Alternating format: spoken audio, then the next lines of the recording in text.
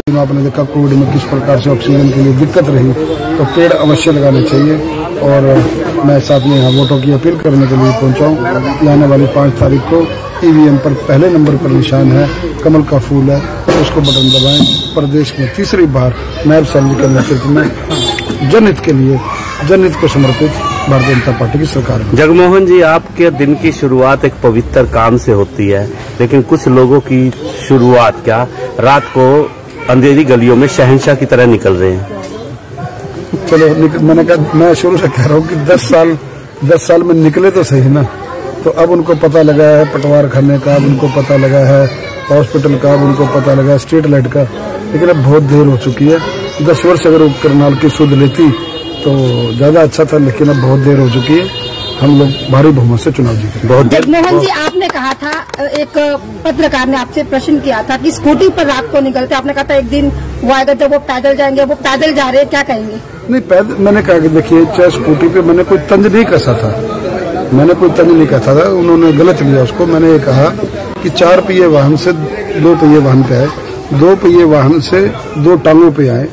ये जनता है, जनता के बीच में रहने का काम है, ये तंज नहीं है कोई।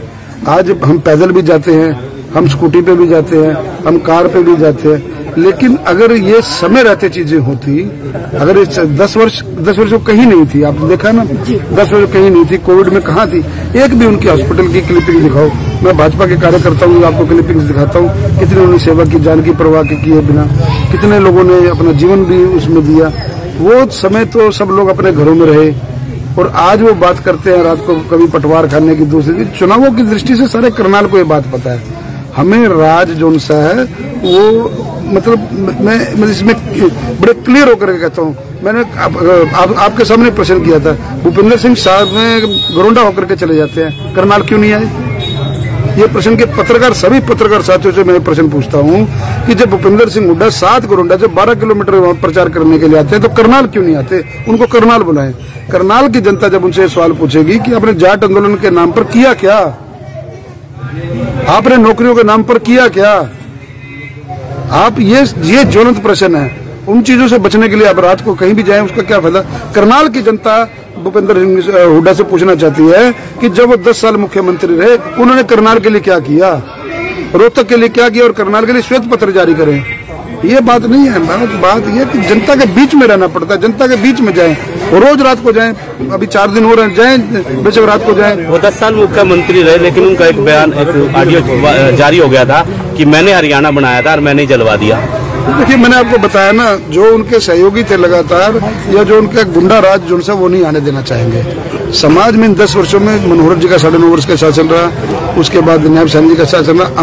अमन चैन से लोग रहे हैं, किसी से कोई फिरौती नहीं मांगी गई, किसी व्यापारी को तंग नहीं किया गया, किसी की कोई दुकानें नहीं जली। उन्होंने कहा था राज सबको पता है कि वो राज किस दिशा में जा रहा है। ऐसा राज दोबारा कोई लाना चाहेगा क्या? नहीं लाना चाहेगा। आपके सामने जो प्रत्याशी हैं, आपके जो सामने प्रत्याशी, क्या उनको कहेंगे, क्योंकि वो लाइटें तो देखते, क्या कहेंगे एक बार पश्चिमी यमुना बाईपास है वहाँ जाएं, एक बार जो है पाल कॉलोनी जाएं, वहाँ तिरंगे लाइटें लगी हैं, वहाँ क्यों नहीं जा रहे? मैं उन गलियों में जा रहा हूँ जो 10 वर्ष में भाजपा ने बनाई। गोडे गोडे हकीकत नगर, अगर आप हकीकत नगर की गलियों को देखेंगे, जनता का इंटरव्यू करिए। हकीकत नगर के अंदर बच्चे जब बारिश होती थी, एक हफ्ता स्कूल नहीं जाते थे, कोई बीमार होता तो खाट पे उठा के लेके जाना पड़ता था। उन गलियों का कितना विकास हुआ? अपने शिव कॉलोनी में कितना गलियों का विकास हुआ?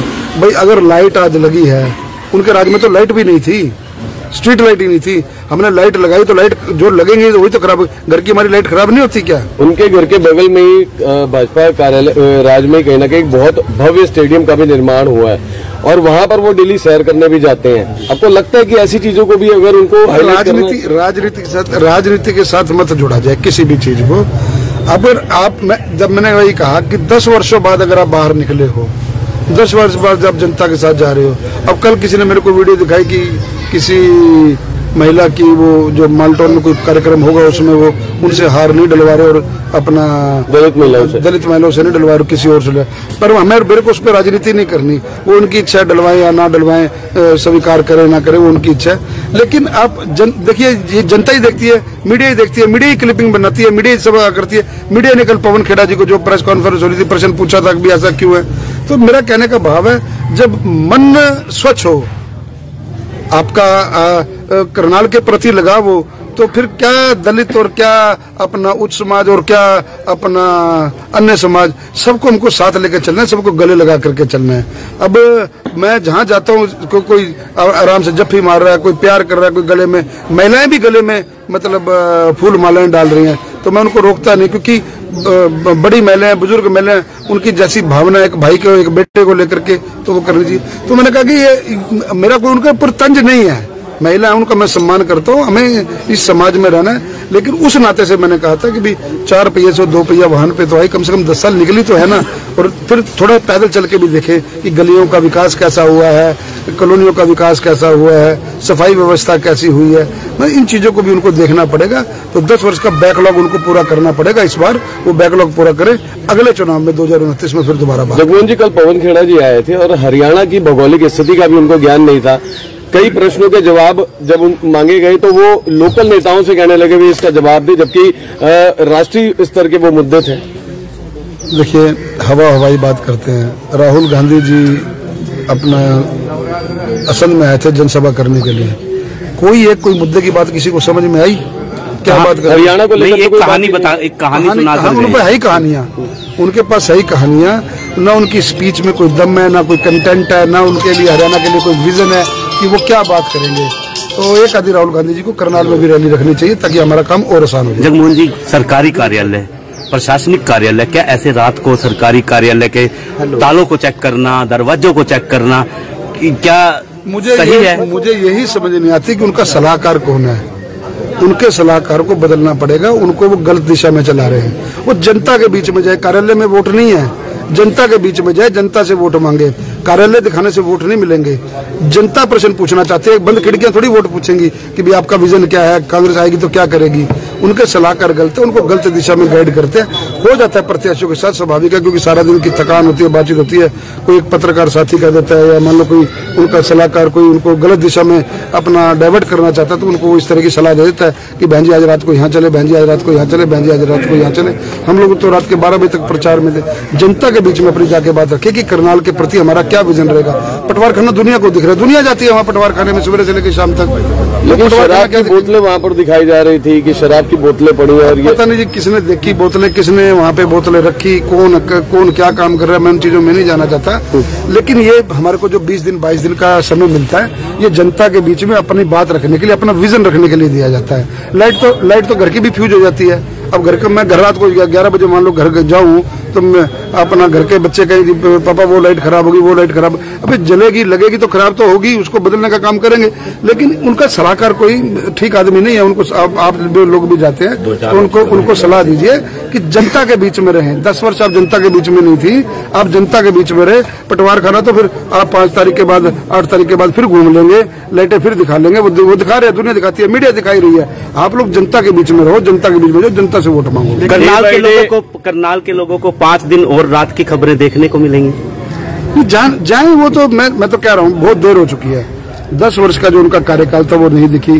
अब वो रात के 11 बजे अपना या 12 बजे या 10 बजे अगर जा रही है तो वो अच्छा प्रचार, ये हो सकता है उनकी कोई स्ट्रेटेजी हो प्रचार की, कोई माध्यम। लेकिन मैंने जैसे जनता के व्यूज देखे हैं या जनता की बात देखी है तो उसका मतलब लोगों का यही कहना है कि शायद उनका कोई सलाहकार गलत लोग हैं जो उनको गलत दिशा में। आप हमेशा एक बात बोलते हो कि अब चुनाव लोगों ने आपका संभाल लिया। माना जाए कि लोगों ने अभी ये कमान संभाल ली अपने हाथ में, क्योंकि डे बाय डे देखा जा रहा है कि आपकी हर जनसभा में अपार भीड़ इकट्ठी हो रही है। चुनाव एक तरफा है, 19 चुनाव एक तरफा हो चुका है। चुनाव जनता ने संभाल लिया, चुनाव जनता भारी बहुमत से जिताने जा रही है। और ये कांग्रेस को पता होना चाहिए, करनाल जिले की कमोबेश 5 की 5 सीटें और हरियाणा में तीसरी बार 52 से 55 सीटें लेकर के हम सरकार तीसरी बार बना रहे हैं। करनाल के सब लोग जो संपर्क में हैं और सारी बात दिन की हमारे को बताते हैं। और बहन जी को भी सारा पता है कि कौन कहाँ बात कर रहा है, सब पता होता है, प्रत्याशी को सब पता लगे। अच्छा त्रिलोचन जी, कल सुनीता सिंह ने कल भी बोला, उससे पहले भी बोला है, सुनीता सिंह जी ने कल और 2 दिन पहले भी बोला था कि भाई 10 साल हम लोग कहीं ना कहीं राज में नहीं थे, भाजपा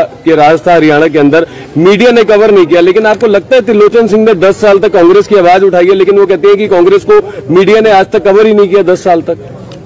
मेरे ख्याल त्रिलोचन सिंह जी ने तो हफ्ते में 4 प्रोग्राम किए जो मेरी संज्ञान में था। मेरी उनसे बहस होती थी, मीडिया के माध्यम से भी बहस होती थी। तो कांग्रेस का फेस ही त्रिलोचन सिंह जी थे। 2 मुख्यमंत्रियों के सामने चुनाव लड़े, हर रोज स्थानीय मुद्दे भी वो उठाते रहे, बातचीत भी करते रहे और हमारी अपना मीडिया के माध्यम से बहुत बहस भी होती थी, एक सकारात्मक बहस भी होती थी। जिस चीज को वो बोलते थे उसको हमने काउंटर किया, हमने बताया, दिखाया। ऐसी बात मुझे नहीं लगती।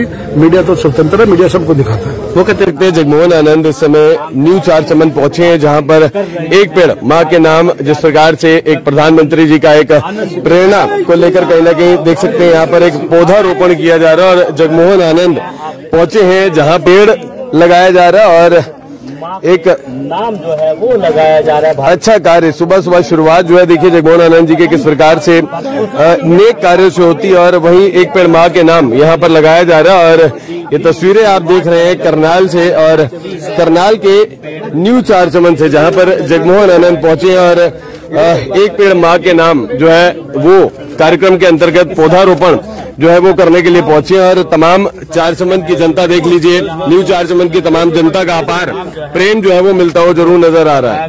जगमोहन आनंद का साफ तौर पर कहना है कि वो करनी चाहिए, भविष्य में पवित्र जो है वो होने वाला है। तस्वीरें हरियाणा की विधानसभा की जहाँ दिखा रहे हैं, जहाँ पर भाजपा के प्रत्याशी हैं जगमोहन आनंद।